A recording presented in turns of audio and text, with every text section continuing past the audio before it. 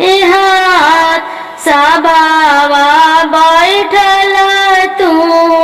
पापा हो काना पापा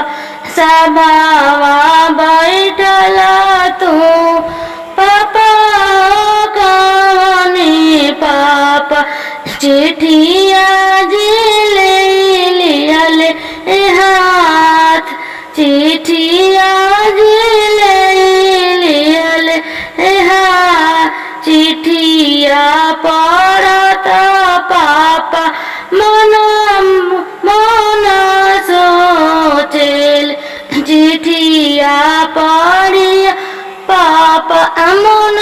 मन सोच डरे लागल नैना दुनु लोर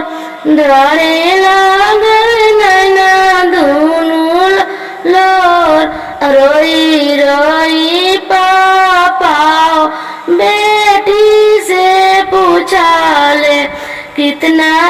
कितना कितना बेटी लिखेलू वियोग रोई रोई पापा बेटी से पूछा ले कितना बेटी लिखेलू वियोग जाई दिन पापा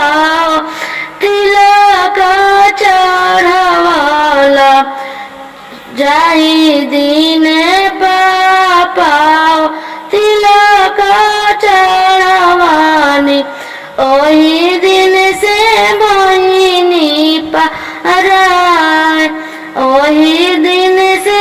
बहिनी पाराय जाई दिन से आमाओ लोहो घुमावलू ओही दिन से बहिनी पाराय जाई दिन से